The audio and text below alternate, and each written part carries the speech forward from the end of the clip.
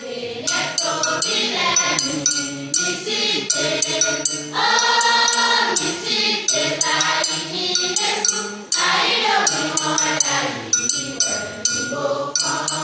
vas-y mais là. Il donne do to kantran, il donne do to kan pour vice président tarata ko il donne do etran. Et de tout est. Min de ko me le don. Na son wi wa to kan ton, mamu kon. Mi mamu aso mo kokon, e mi na do din do de. E lo de mi de ba igbon to godo me le po e fete mi do mo. E lo de mi de wa ba e lo din lo igbonfo. Me re gbogbo ma yin do mo, mi na ba election de me na fa do mo. Mais mi te do deme me wole to deko bon nu konko me bon mi le tun lo to deko ma limite on ji bon mi odo mi le gbado yen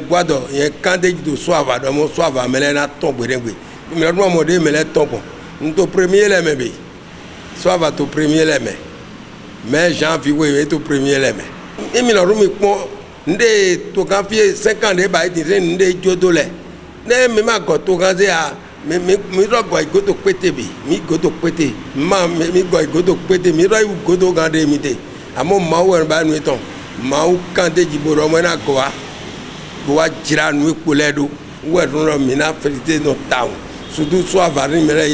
yẹ dọnu te gbọdọ solo nu te gbọdọ àtúnwò ìwádìí nu te gbọdọ wọnyi náà tòmẹtọ jira do surtout mi lẹ de janvier lọ rẹbàbàtẹ mi lẹ tọ janvier tọ ma rọ yin nu edọ mi te yẹ ni. Fie mi te di ni ron le ko fon ko àmọ́ mi le yi wan yan to fo te bo me le ko ton mi to ta so va ton in ti to so va to premier me ma ta ko le mi ye ndo solo yan ko me ma ta ko le ye me ko de kon ho da ile me nduru ma vi yi ro me ri mo me ga du nda yi era gbe ni ro mi na ro fodu me mi ma ga do ni to ro kro no ro kro yin be ni le po ma klo le ye lo run le ye ndo solo bro ma wo eze wa do ni wa kunle bene gan bo e ka to afford bo na to kunle bene gan ko ti de na ba gbon kaka me le na do ko je we me le na wa mo de mi o kwa fun kaka me o ba le po ka bo o le fo bo ma wo ze ne di eni wa mi no po bo ka to lo bo se to mi to yaga in ye no tombro to go do amuro mo me le no de gbera mi to bene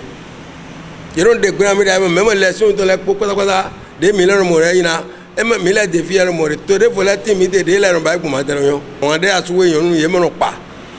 amo wenen me lo agba we po ya na do je ngoyen da ilo ma ba mo ma bo no fije mere pugo ma kan ma pa video e wa ro to town ason de wa de la te mo fo bo e jodo mo da ye ma yo ma o mi to ma yi gbe do ni jodo ma o do ni ko anote ason to ko mo ba ko na to ni medo alo mene e di ye ro ade gbe na ye ro ado gbe de na town surtout même me le timoro ton do koroko bon me mi don yin le do koroko ro ti to gbeji amo ya do bene lo mi gbonfo e lo de mi de ton ti le yin ko matin de fo pe de ma o bene ton de ton patri taron ko to tarata ko yon do ko tun do ko ho ye ro wa ton ye ro yin ko do